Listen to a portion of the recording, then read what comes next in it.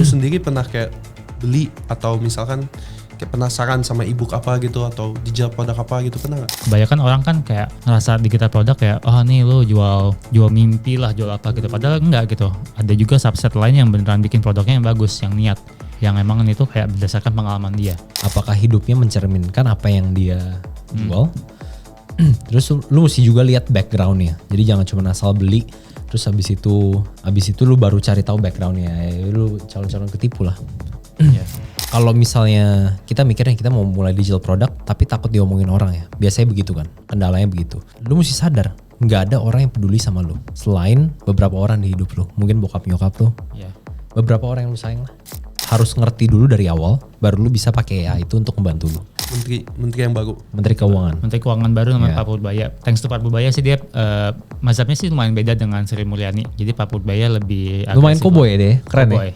Dia kasih duit. Emang kenapa yang lama? Bikin konten dulu, misalnya jual apa dulu gitu. Jangan langsung tiba-tiba nyuruh impor. Wah. Susah banget. Tiba-tiba langsung impor. Bikin konten dulu nggak bisa, tapi mau suruh impor gimana gitu.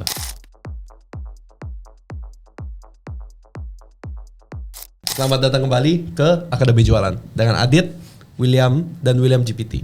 Mungkin banyak yang nanya tentang digital products ya, apalagi dari orang-orang penasaran jualan apa di Akademi Jualan mungkin, atau enggak mungkin yang lagi ngetrend atau yang lagi dibutuhkan gitu.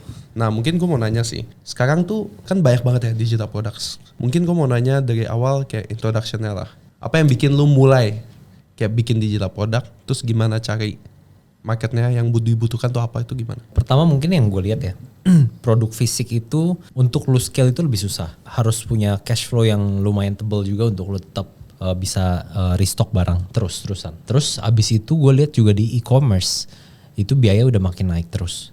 Jadi untuk lu bersaing di sana udah makin susah. Nah terus abis itu yang gue lihat di market luar itu mereka udah banyak banget yang main digital product. Nah Indonesia ini kan sebenarnya ngikutin US lah let's say. US itu biasanya 5-10 tahun di depan kita. Nah kita ini kan belum. Yang main digital product itu belum sebanyak itu. Ya kan? Jadi ini masih jadi peluang kita untuk kita bisa grab marketnya di awal. Pertama kali lu mulai kenal digital product tuh dari mana? Berarti dari market US atau langsung dari penjual Indo atau apa? Gue banyak lihat dari market US. Sama sih, dari luar juga. Jadi banyak speaker luar itu mereka bikin digital product. Nggak semuanya video course ya. Banyak juga yang e-book. Ya e-book banyak. Ya, terus habis itu webinar. Ya itu banyak juga. Tapi itu menurut gue salah satu bisnis yang paling profitable. Karena profit margin lu mungkin bisa 70-80%. Lu sendiri pernah kayak beli atau misalkan kayak penasaran sama e-book apa gitu atau digital produk apa gitu, pernah nggak? Mungkin kayak digital produk pertama yang lu beli itu apa? Oh banyak banget sih. Gue mungkin pertama kali beli zaman dulu banget tuh tentang ads kali ya. Tentang ads. Mungkin tahun 2013an. Tapi mungkin akhir-akhir ini tuh gue lumayan berani buat spending digital product, biasanya course atau live cohort gitu yang harganya udah ribuan dolar. Kayak terakhir gue ikut buat nulis itu sekitar Copywriting ya? Writing online sih sebenarnya, David Perel itu lumayan mahal, belasan jutaan. Terus buat YouTube juga gue ikut, ada dari Ali Abdal tuh juga lumayan. Kalau terakhir ada yang Jamkat bro. Jamkat juga. Jadi kita tuh lumayan banyak sih invest buat digital product karena kita ngerasa gini, lu kalau mau mulai sesuatu let's say di digital lu perlu loncat knowledge-nya kan. Lu udah tahu nih orang lain ini udah salahnya apa.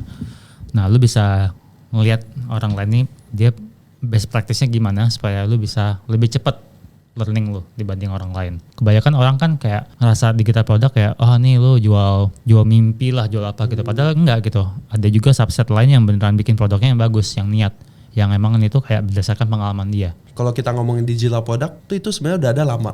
Tapi yang dipermasalahkan sekarang itu tuh digital product untuk ilmu. Kalau digital product mah banyak kan kayak Netflix, Spotify. Betul. Itu kan semua digital product kan. Lu beli game aja juga digital product kan. Betul. Nah, tapi kenapa giliran digital product buat knowledge lah? Anggap aja kayak sekolah gitu. Kenapa dipermasalahin sih? Oke, ini kemarin juga banyak yang komen juga ya ke gue. Kenapa malah jualan kelas? Gue cuma bilang satu. Kuliah juga jualan kelas. Nah, bedanya kita punya digitalisasi, dia punya enggak. Iya. Selama bisa berguna buat banyak orang, kenapa enggak? Mereka skeptis itu mungkin karena mereka itu udah beli banyak kelas yang enggak ada hasilnya, makanya sekarang mereka jadi skeptis. Kayak mungkin gue balik lagi ya. Kadang tuh antara kelasnya nggak berguna atau enggak orangnya nggak ngelakuin. Benar. Ya. Nah, Jadi sebenarnya banyak banget variabelnya. Ya. Lu bikin digital product, orang yang beli itu bervariasi. Ya, ada yang mereka cuman ikut kelasnya karena percaya sama kita. Ya. Belum tentu didengerin. Mereka cuma pengen beli. Ya kan? Ada juga yang beli, mereka dengerin tapi nggak dipraktekin. Banyak. Ya. Gue pernah ngajar di salah satu bootcamp yang harganya belasan juta, bootcamp digital marketing. Gue ngajar di 2-3 kelas. Satu Zoom tuh isinya sekitar hampir 200 orang. Yang open kamera mungkin cuma 5%. Yang bales kalau gue ngomong pas ngajar itu paling cuman segituan juga 5% orang itu doang.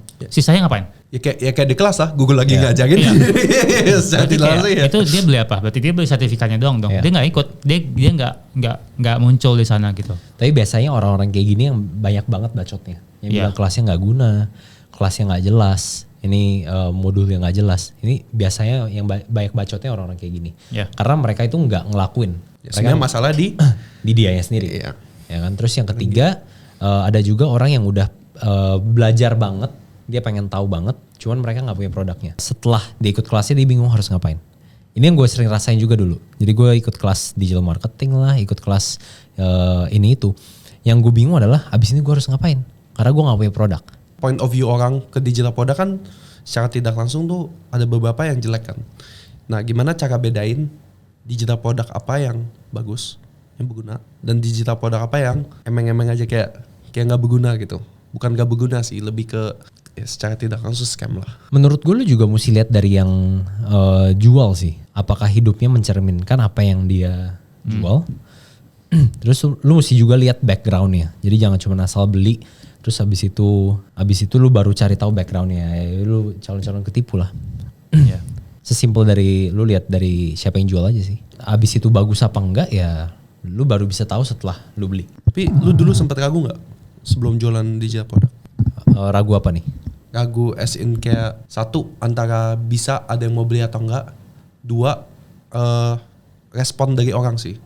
Komen-komen gitu kan pasti banyak ya. Apalagi kalau lu makin gede makin banyak haters lah anggap aja gitu. Kayak point of view lu terhadap mereka tuh gimana? Ini point of view yang sering gue terapin di hidup gue. Kalau misalnya kita mikirnya kita mau mulai digital product tapi takut diomongin orang ya. Biasanya begitu kan. Kendalanya begitu. Lu mesti sadar nggak ada orang yang peduli sama lu. Selain beberapa orang di hidup lu. Mungkin bokap nyokap lu. Iya. Beberapa orang yang lu sayang lah. Iya. Tapi sisa itu mereka nggak peduli. Bahkan orang-orang deket lu belum tentu beli digital product lu.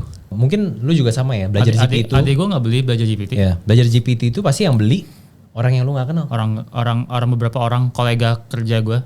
Ya benar, misalnya kayak lu bikin konten aja. Kan kita suka kayak nih Baik takut nih, kayak muka gue jelek nih segala macem nih. Ya, orang lain juga belum tentu komen sih, nonton juga enggak. Ya, jadi mereka itu nggak peduli. Itu yang pertama.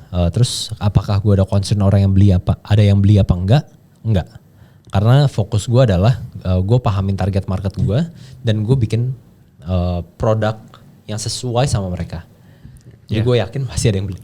Yang menurut gue yang bikin produk digital produk kayak gitu tuh karena mungkin dengan era AI sekarang banyak banget orang bikin ebook kan Ya. yang dia tuh nggak tahu dia jual apa, dia cuma kayak modal ini bisa nih peluang nih segala macam gitu, tapi dia juga nggak tahu marketnya siapa segala macam, nggak ada homework yang dia kerjain, terus dia berharap dapat duit aja dari sana. Betul, nggak bisa. Dan mungkin cuma bisa seminggu 2 minggu, habis itu nggak ada yang beli lagi, terus dia bilang ini nggak working nih, padahal emang dia nggak doing the homework. Ya, nggak benar-benar terapin apa yang dia harusnya belajar, harusnya terapin lah. Ya itu bukan soal bikin produknya gitu, tapi kayak apa yang lu jual value apa yang lu coba antar. Ya, karena dengan AI sekarang itu bisa jadi pedang bermata dua. Antara itu bisa benar-benar ngebantu lu untuk bikin digital product, atau cuman jadiin satu tool untuk lu cari duit cepet. Kayak di gue aja di course AI banyak banget orang jual ebook prom. Pertanyaan gue satu sama orang-orang yang nanya kayak gitu, apa bedanya ebook prom sama belajar GPT? Gue tanya balik, lu baca nggak ebooknya? Di gue lu dapet kelas loh, gue yang ngajar langsung. Kalau lu nggak baca ebooknya, lu buat apa beli? Di gue juga ada prom-promnya, lu baca aja di platform gue bikin. Ya, dan gue selalu bilang ke orang-orang juga, lu pakai AI itu kalau misalnya lu udah punya framework berpikirnya. Kalau lu nggak punya framework berpikirnya, lu pasti bakal kalah sama orang-orang yang memang dari sananya dia udah ngerti dan dia pakai AI untuk utilize, untuk membantu mereka. Ya, sebenarnya ada yang bilang kalau lu goblok, AI lu juga goblok. Bener. Nah itu. Kalau orangnya udah goblok lagi, AI-nya makin goblok lagi. Jadi memang lu harus ngerti dulu dari awal, baru lu bisa pakai AI itu untuk membantu lu. Jadi apapun yang misalnya let's say lu mau bikin digital product ya, lu mesti ngerti dulu bidang yang lu mau share itu apa. Apakah itu dari pengalaman lu atau pengalaman orang dekat lu.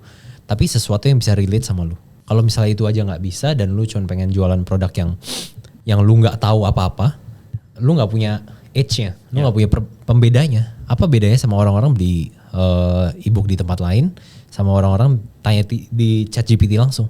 Benar, dan gue ngerasa gini sih, mungkin balik ke pertanyaan lu yang kenapa orang harus berani jual digital product atau anything lah.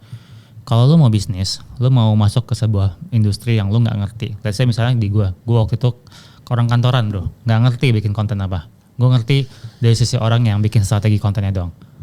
Yang gue lakukan adalah gue harus beli informasi dong. Gimana cara algoritmanya bekerja, seperti apa seorang YouTuber terus bekerja segala macam gitu. Ya gue mau nggak mau harus beli si ilmu itu dengan cara nanya orang, dengan cara beli course segala macam gitu. Jadi buat orang-orang yang ngerasa kayak, oh gue pengen A, tapi gue nggak mau ngeluarin waktu buat belajar.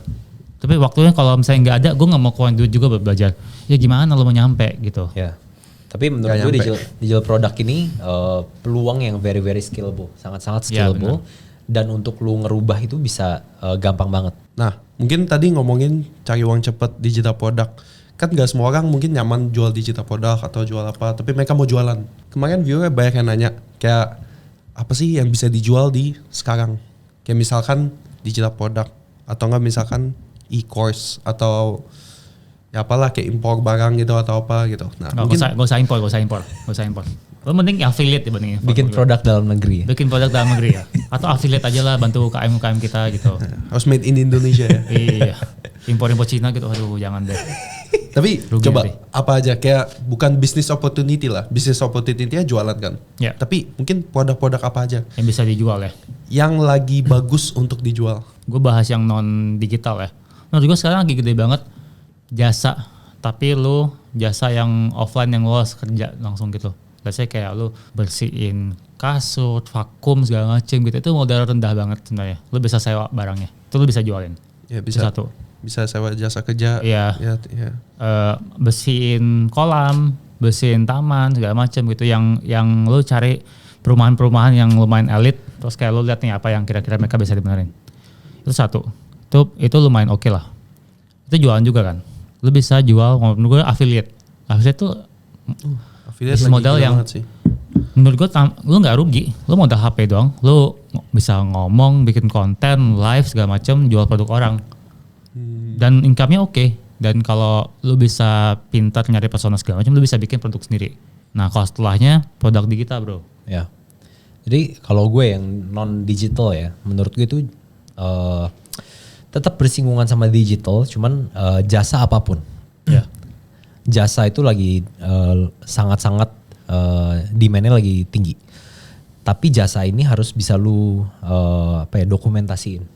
Kayak misalnya lu lihat di TikTok yang tadi dia bilang misalnya bersihin tanaman. Main gue lihat di TikTok tuh jasa modif mobil. Nah Bener. cuman mereka itu kan banyak banget yang nggak maksimalin social media. Ya, tapi kalau misalnya lu bisa maksimalin social media, itu bakal jadi gede banget. Gitu. Mungkin pertama itu jasa, terus yang kedua ya jasa juga sih Clipper ini bener. sekarang orang lagi banyak pakai, orang lagi banyak cari. Kayak yang teman-teman tahu, Clipper itu bisa dibayar mahal banget ya. Dan kebetulan kayak kalau clipper, maksud gue kalau clipping itu juga ada bisa pakai AI juga kan katanya? Bisa, dan kita sendiri juga bayar Clipper. Kita bayar Clipper up to 12 juta kalau dia viewsnya gede banget. Betul. Banyak banget peluang yang lu bisa mulai dari modal nol. Untuk lu mulai di social media nggak harus punya skill yang tinggi banget lah. Yang penting lu mulai. Ya.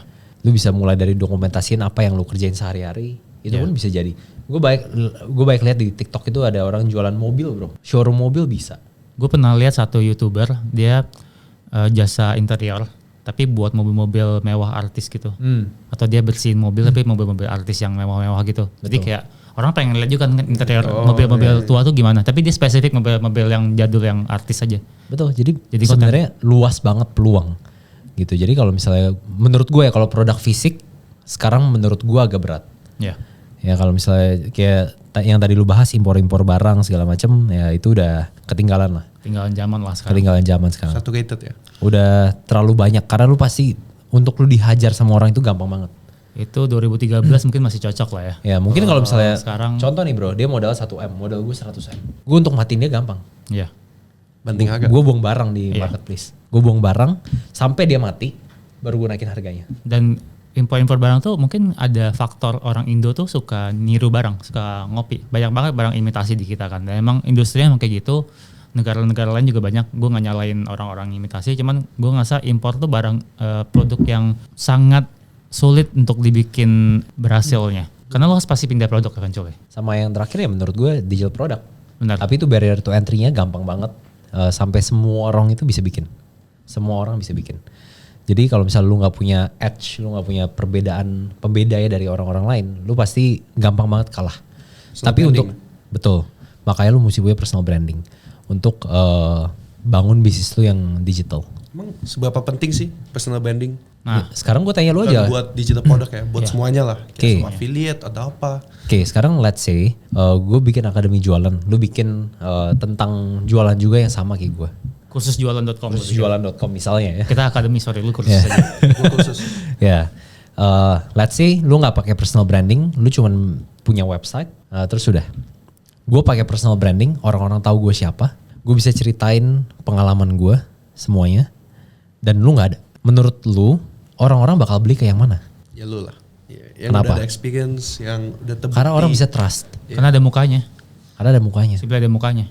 Berarti kalau misalkan kan sekarang lagi ngetren gue lihat tuh back faceless. Faceless. Nah, menurut lu itu gimana?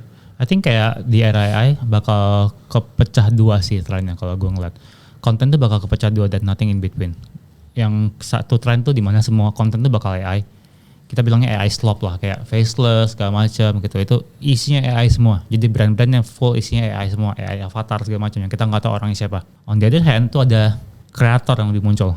Jadi sekarang kan sebenarnya udah mulai kan kayak live stream, naik lagi kan live stream. Gue tuh percaya era vlog bahkan balik lagi.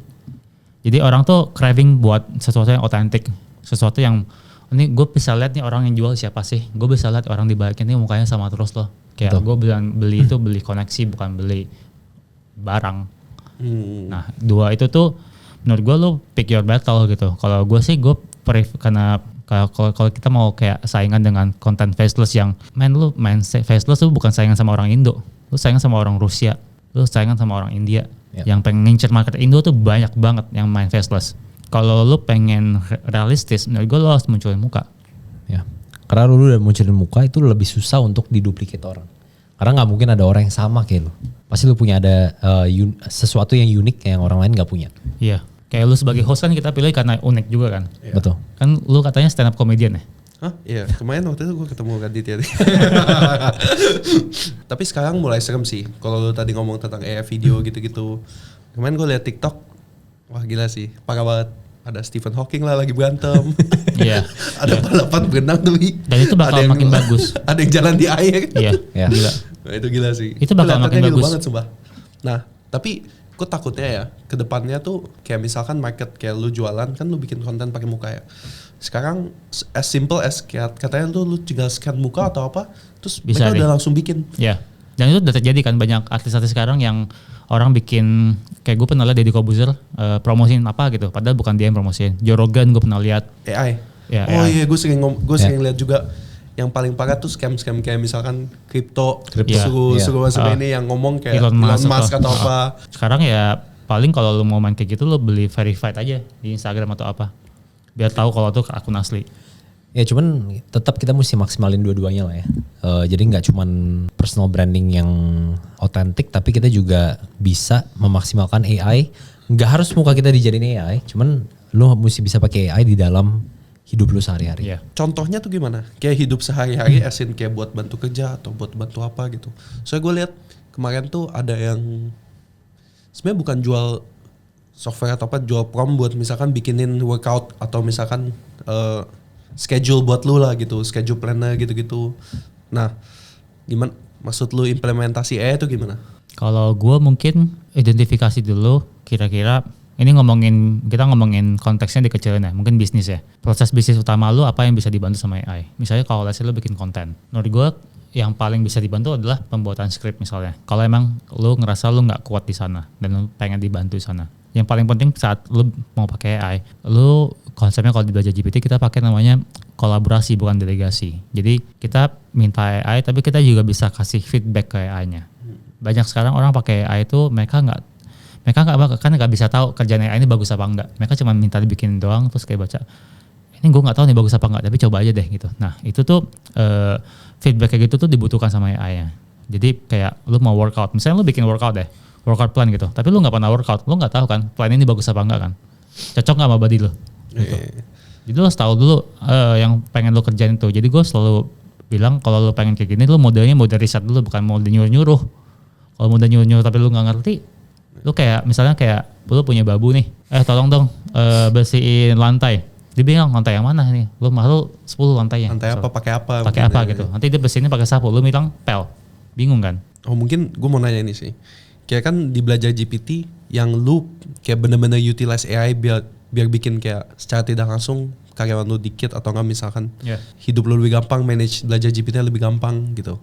Mungkin lu dulu baru nih. Yang lu pakai AI itu apa aja? Kalau gue tuh yang sekarang gue lakuin adalah gue gimana cara output gue bisa lebih banyak dibanding skill yang gue tahu doang. Contoh misalnya background gue kan marketing. By teori yang bisa gue lakuin adalah kalau gue mau bikin bisnis, gue hanya megang divisi marketing. Gue nggak ngerti itu yang lain. Nah dengan adanya AI gue bisa pegang banyak divisi-divisi. Yang hitungannya semua divisi gue pegang sekarang. Jadi bahkan tech pun gue develop sendiri, gue code sendiri, finance gue pegang sendiri. Ya, jadi emang mabok sih emang gitu, tapi nggak seribet sebelum ada AI di mana gue masih bisa minta tolong AI buat ngerjain hal dalam konteks bisnis. Kayak contoh-contohnya itu apa? Kayak misalkan dia handle finance. Kalau finance masih kayak gue kerjain sendiri. Mungkin yang sudah benar-benar automated tuh kayak coding. Coding tuh gue nggak ngerti, gue nggak ada backgroundnya. Gue cuman bisa membaca folder. Jadi gue cuma minta tolong kerjain gini. Nanti dia udah kerja sendiri tuh. Nanti gue lihat, oh ini cocok nggak ya? Terus kayak gue tanya, gue kayak konsultasi kira-kira cocok kah? Gue buka airline kira-kira implementasi seperti ini cocok apa enggak? Nanti kalau misalnya gue bilang oke, cocok, dia kerjain sendiri tuh udah. Itu gue udah gak nyentuh tangan lagi, gue tinggal nunggu doang nih beres apa enggak, atau dia perlu bayar lagi apa enggak, itu doang. Kalau Will? Kalau gue mungkin gak sedalam dia ya, tapi untuk di bisnis gue sekarang itu udah banyak banget yang gue pakai. Jadi sekarang staff gue itu cuma 3. Untuk konten itu gue udah gak pakai tim konten lagi. Gue sekarang udah pakai AI semua. Untuk scripting, terus untuk lu scheduling itu udah pakai AI semua. Terus untuk customer service itu juga udah hybrid. Jadi udah setengah AI setengah manusia gitu. Tapi sementara itu dua hal itu. Jadi dengan 2 hal itu aja udah ningkatin produktivitas gue itu jauh banget daripada sebelum ada AI. Yang banyak orang yang takutin tuh apalagi kalau mereka kerja yang bisa digantiin AI. Kayak tadi lu bilang finance, script making. Kan itu kerja-kerjaan orang kayak content creator, admin finance gitu-gitu. Makanya sekarang tuh nyari pekerjaan lebih susah. Apalagi kayak sempet katanya malah bikin kayak gimana ya, bikin pekerjaan susah, terus company apalagi company yang jasa-jasa tuh pada lagi turun kan. Makanya katanya kayak ekonomi lagi turun gitu-gitu. Gimana caranya biar nggak hilang di market pekerjaan sekarang? Personal branding. Gimana caranya? Iya personal branding asin kayak mungkin cari skill atau apa gitu. Supaya relevan gitu ya? Iya supaya relevan lah. Supaya lu gak ketinggalan lah. Bukan ketinggalan, supaya lu bener-bener gak hilang loh. Okay. Kalau menurut gue kalau sih lu bener-bener bisa diganti AI kan lu bener-bener hilang kan. Ini mirip dengan era pas zaman dulu sebelum ada Photoshop tuh, lu kalau ngedit foto tuh susah banget. Photoshop tuh juga dianggap revolusioner pada zamannya. Terus pas keluar Canva, semua orang bisa ngedit kan sekarang jadinya. I think mirip, jadi kayak sekarang ya lu harus bisa membiasakan diri menggunakan tool AI yang ada segala macamnya supaya lu tahu perkembangannya gimana. Karena gue udah mulai ngeliat banyak banget requirement company itu bisanya bukan cuman Microsoft Word lagi, Microsoft Excel, tapi ada ChatGPT sekarang. Ada tool-tool lain, ada cloud, mungkin ada Perplexity. Jadi requirement lah. Jadi requirement sekarang, requirement di mana staff-staff tuh minimal ngerti cara prompt tuh gimana. Wah parah sih, ekonomi lagi turun juga lagi. Nyari kerja susah, ekonomi lagi turun. Makanya kemarin tuh banyak yang panik. Cuman katanya disuntik atau apa? Kayak ada yang dana suntik atau apa buat naikin ekonomi. Ya katanya dari menteri kita ada suntikan likuiditas ya. Menteri yang baru. Menteri Keuangan. Menteri Keuangan baru namanya Pak Purbaya. Thanks to Pak Purbaya sih dia mazhabnya sih lumayan beda dengan Sri Mulyani. Jadi Pak Purbaya lebih lumayan koboi deh, keren ya. Dia emang kasih duit. Emang kenapa yang lama? Yang lama mungkin ibaratnya gini, kayak dia tipe ibu-ibu yang suka menyimpan uang. Ya, Jadi gini, ibaratnya gini. savingnya banyak. Cewek itu lebih suka nyimpen duit, ya kan? Kalau cowok itu lebih mutarin duitnya. Muterin duitnya. Nah, cuman kalau yang ini tipe cowok yang pinter. Kalau mungkin cowok-cowok pada umumnya duitnya udah hilang.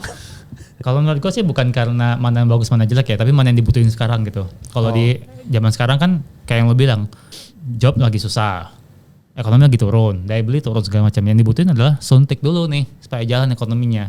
Betul. 200T itu muncul buat itu. Jadi nggak cuman kayak disimpan duitnya supaya aman segala macam, tapi makan juga susah sekarang gitu. Ya. Tapi menurut gue efeknya memang nggak langsung ke Nggak langsung kelihatan. penjual-penjual kayak kita lah ya. Itu nggak langsung. Tapi Secondary market lah. betul. Jadi Second order effect. kita itu bakal ngerasain efeknya once ini udah mulai jalan. Ini kayak domino efek aja. Tergantung kita bisa manfaatin apa enggak. Once kita udah bisa ngerasain, apakah kita bisa ambil Piece of the pie lah. piece of the pie lah. Ya. Kalau buat sebagian orang menurut gue nggak bakal begitu kerasa. Paling yang kerasa cuman bahan bakar mungkin harganya lebih stabil, atau misalnya bahan makanan jadi lebih murah. Tapi kalau misalnya nggak ada bisnis ya nggak begitu kerasa sih. Bahan bakar parah sih. Bahan bakar. Sekarang ngantrinya parah banget. Wah gila. parah banget tuh. Betul, makanya Siapa menterinya? Gue lupa. Oh, lupa. Gue lupa. Tapi itu parah sih. Mungkin nggak tahu. Mungkin kedepannya lebih bagus buat Indonesia. menurut lu gimana, Dit? Tapi ya nggak lebih bagus buat mobil gua. Tapi untungnya diesel lah. Masih ada Shell. Shell masih ada diesel. Shell masih ada diesel. Sampai sekarang ya. Ya, sekarang ke Shell ngopi katanya. Iya, benar. Nongkrong ya. Udah nongkrong. Udah nggak bisa isi bensin. Ya. Tapi menurut gue penting banget sih untuk kita ini bisa punya satu skill yang nggak bisa digantiin lah. Karena sekarang gampang banget bro. Ya. Kita digantiin itu gampang banget. Orang sekarang aja kebanyakan kalau company gede semua chatbot tuh pakai AI loh. Ya. Udah nggak ada customer service, lu udah nggak bisa Ya. nelfon. Gue dari tahun 2024 tuh di company gue di e-commerce tuh holdingnya udah pakai tim customer supportnya udah dihilangkan, bahkan ruangannya udah nggak ada lagi. Ya. Jadi udah pakai AI semua. Jadi makanya teman-teman yang di sini bayangin kalau misalnya lu nggak punya skill yang spesifik, yang expert, lu bayangin nanti hidup lu gimana 5 tahun lagi, 10 tahun lagi. Ya. Gue yakin lu pasti digantiin. Ya lu bayangin nanti 30 tahun, 40 tahun lu mau jadi apa? Tapi kalau misalkan ngomongin tentang skill ya, kan skill sebenarnya ya bisa belajar lah. Tapi ada yang dari awalnya tuh kayak insecure atau misalkan takut di depan kamera gitu-gitu. Nah mungkin gue mau nanya William GPT nih. Soalnya katanya dulu lu tuh kayak awkward depan kamera, abis itu kayak ya bukan, saya secara tidak langsung introvert lah. Gimana cara lu kayak overcome itu buat sekarang berani kayak bikin konten, abis itu jadi YouTuber malah? Dari awal tuh kecemplung kalau gue, dipaksain. Jadi pertama kali itu gue ngisi-ngisi workshop tuh karena kita waktu itu di company gue kita bikin bisnis edukasi, terus karena nggak punya duit buat hire speaker, gue yang jadi speaker sendiri. Cuman jadinya kecemplung lah. Cuman kalau gue sih selalu percaya dengan lu mulai awal jelek dulu gak apa-apa, tapi lu mulai terus, coba terus sampai bagus. Jadi improve-nya tuh dikit-dikit gitu. Jadi di gue pun kayak gue di YouTube misalnya, gue tuh 10 video awal tuh gue ngedit sendiri bro, pakai iMovie. Gak ngerti gue ngedit gimana, kayak masukin teks segala macem. Betulan ngedit sendiri, terus kayak pas udah ada editor, karena gue udah ngerti scripting segala macem, baru tuh agak oke views-nya. Gue udah mulai nemu polanya lah. Jadi mungkin yang harus diubah mindsetnya dari awal adalah lu kalau mulai sesuatu di awal itu pasti jelek. Jangan, kalau gue selalu bilang gini di podcast nih, jangan main futsal sepatu lu paling bagus tapi lu nggak bisa nendang. Itu banyak sih teman gue yang banyak. Buat apa, kayak lu misalnya kayak lu bikin konten, lu punya kamera segala macam paling bagus gitu, tapi lu nggak berani di depan kamera. Nah mungkin seputar itu gue mau nanya buat viewer, satu tip paling penting buat lu berani depan kamera. Make it eksperimen, kayak bikin konten 1 hari 1 selama seminggu. Nggak harus depan kamera, mungkin kayak lu bisa viewin dulu segala macam di flip gitu, sampai lu ngerasa nyaman dengan apa yang bisa lu ceritain. Kayak sekarang juga banyak kan sebenarnya konten-konten yang nggak harus depan kamera, nggak harus muka lu langsung gitu. Jadi mulai dari sana dulu, tapi perlahan-lahan tambahin tingkat kesulitannya. Jadi mirip kayak nge-gym bro. Barbel kan nggak bisa langsung 100 kilo ya. Iya, mencret. Jadi awal-awal ya mulai pelan-pelan setengah ya. kilo dulu, sekilo dulu. Misalnya kayak bisnis nih, lo bisnis jangan langsung kayak loncat pengen jualan apa misalnya alat berat gitu. Bikin konten dulu, misalnya jual apa dulu gitu. Jangan langsung tiba-tiba nyuruh impor. Wah. Susah banget, tiba-tiba harus impor. Bikin konten dulu nggak bisa, tapi mau suruh impor gimana gitu. Ya orang bisa itu karena biasa ya bro ya. Benar. Nah mungkin gak ada dia yang impor. Gue mau nanya sih. Kenapa gue benci banget sama impor? Bukan. Gue nggak benci sama impor. Bukan itu. Kayak gue mau nanya ke William lah. Dulu lu pernah jual barang yang bukan digital lah. Mau itu makanan atau apa. Gue mau nanya tuh perbedaan paling signifikan antara digital product sama barang yang fisik. Itu tuh apa? Paling relate pas gue multi level mungkin ya. Pas gue multi level itu kan gue harus untuk jualan itu gue harus ketemu orang. Itu kita nggak ada ngiklan, kita nggak ada Face to face berarti. ya kita harus face to face lah. Kita harus ketemu orang terus. Dan waktu itu kan terbatas. Jadi misalnya sehari paling lu bisa ketemu berapa orang sih di Jakarta? Kena macet segala macam. Akhirnya bisnis lu ya segitu-segitu aja. Susah buat scale mungkin. Susah buat scale. Nah dengan yang gue lihat di digital product ini, lu bisa mulai dari modal kecil banget dan lu jangkauannya itu luas banget karena lu nggak harus ketemu orang. Jadi lu bisa dengan skill jualan yang lu punya itu lu bisa maksimalin untuk jangkauannya seluas mungkin. Mungkin buat viewers gue mau nanya juga, kan jangkauan seluas mungkin sekarang tuh platform apa sih yang paling kayak sekarang kan ada TikTok, ada Instagram, ada YouTube, ada Google juga bisa kan. Ya. Sekarang ada apa yang di Instagram baru? Threads. Nah itu kan ya gue baru download sih tadi pagi. Ya, ideally sebenarnya semua platform lu harus ada. Ya. Oke. Cuman yang sekarang yang lebih difokusin mungkin Meta sama TikTok ya. Meta as in Instagram, Facebook mungkin udah lebih sedikit lah. Instagram ya. TikTok. Instagram sama TikTok. Kalau TikTok Sama YouTube Shorts. Ya. YouTube Shorts. Ya. Kenapa ya kalau TikTok tuh lebih kadang tuh meledaknya lebih gila ya, apalagi di Indonesia. Karena algoritmanya itu sekali misalnya konten lu naik, konten lu viral, konten-konten lu yang lain itu ngangkat juga. Kalau misalkan ngomongin viral as in organic atau ads? Biasanya viral itu karena organik, Kalau ads justru malah nggak viral sih. nggak viral. Ads tuh biasanya dipakai karena ini disclaimer, gue pernah kerja di TikTok jadi tapi gue nggak tahu algoritmanya kayak gimana. Kalau ads tuh biasanya dipakai buat kita convertin audiensnya. Jadi organik itu dipakai buat kita awareness dulu. Ya. Conversionnya nanti baru pakai ads. Jadi kalau misalkan orang baru mau mulai, lu lebih rekomend organik atau ads? Tergantung. Kalau buat jualan? Tergantung. Jadi kalau organik itu hasilnya lebih lama, Ya. tapi lebih sustainable. Kalau ads itu lu butuh duit, walaupun nggak banyak ya, tapi lu tetap butuh bakar duit dulu sedikit supaya lu tahu. Tapi untuk ads ini hasilnya bisa lebih cepat karena lu bayar. Ya kalau organik katanya harus bikin banyak banget video. Organik lu mesti banyak Iya. banget, konsisten, setiap hari, misalnya satu hari postingnya aja udah 3. Kalau ads kan kita bisa baca by data. Hasilnya itu udah terukur, walaupun lu spend duit. Jadi kalau menurut gue pribadi, mendingan gue ads dulu. Ya. Agak beda kita stance di sini. Kalau gue di sini lebih prefer organik. Kalau mau ads, organiknya juga tetap harus jalan. Betul. Tapi organik berarti lu bikin video banyak banget. Video gue di YouTube tetap seminggu sekali. Gue mencoba kalau di Instagram, TikTok, Shorts tuh sehari 1. Pernah burnout gak sih? Bikin konten banyak banget. Enggak, karena biasanya gue ngomongin konten yang gue suka. Kalau gue burn out, mungkin pernah ya. Tapi kayak ya bolong seminggu, 2 minggu gitu pasti ada lah. Cuman so far sih 2 tahun nih masuk tahun ketiga sih masih aman-aman aja sih. Dan I think gak apa-apa sih burnout. Emang maksudnya kayak itu risiko dari ini kita ngomongin investment. Kalau lu ngomongin di kreator ya. Nah, gue tuh yang lo harus pikirin adalah lebih cepet capeknya dibanding lo bisnis yang nggak pakai muka. Jadi lo harus emang dari awal jual produk yang at least lo suka dan lo ngomongin konten yang lo suka. Karena kalau nggak capek banget. Bisa kayak lo cuman bikin konten mungkin 6 bulan terus lo nggak tahan lagi, terus ganti gitu. Dan itu terjadi di banyak orang yang viralnya cepet terus sekarang nggak tahu kemana. Tapi gue dengar kalau misalkan lu suka apa yang lu bukan suka apa yang lu jual sih. Kalau lu suka ngelakuin apa, terus habis itu lu bikin jadi pekerjaan, lu jadi nggak suka.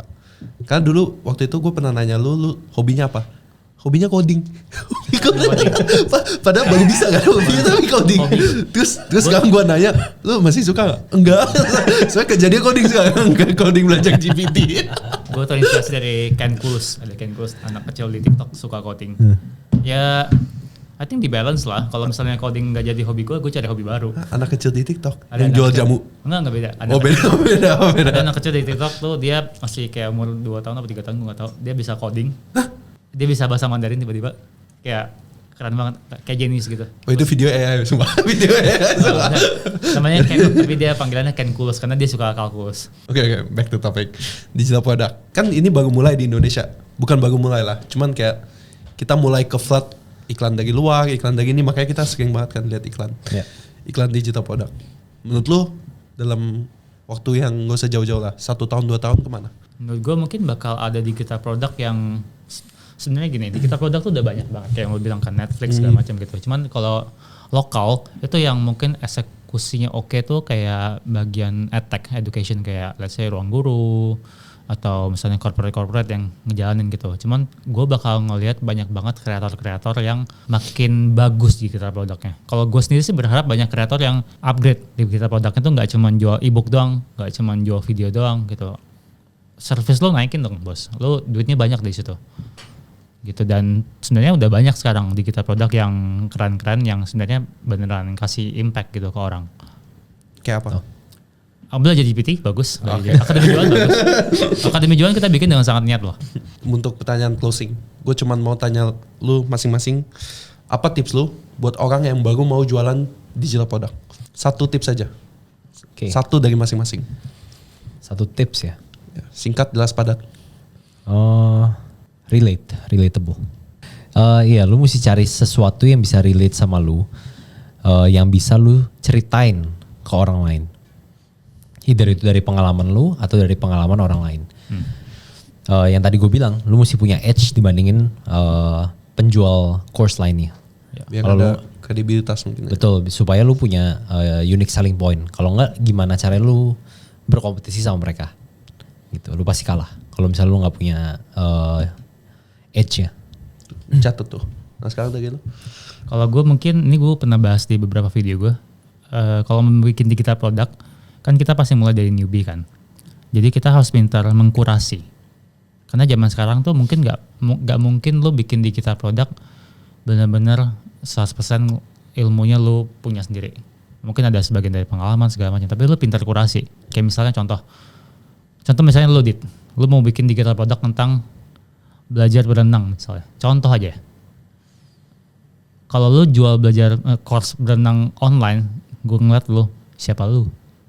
Tapi kalau misalnya kayak let's say lu gabungin ini gue udah riset 10 teknik yang dipakai sama atlet di dunia. Michael Phelps. Ya. Ini teknik yang bisa bagus banget buat bikin lu dari 0 ke jago berenang misalnya. Dan gue bukan berenang jago, tapi gue udah kumpul ini, gue udah riset 2 tahun, lu tinggal pakai doang. Lu mau beli nggak? Lebih menarik. Lebih menarik kan? Jauh lebih menarik. Karena lu kurasi, lu kumpulin banyak ilmu jadi satu, di package dengan oke gitu. Ya thank you semua ya. Kaget gue. Udah ikut di podcast Akademi Jualan. Oke, thank you.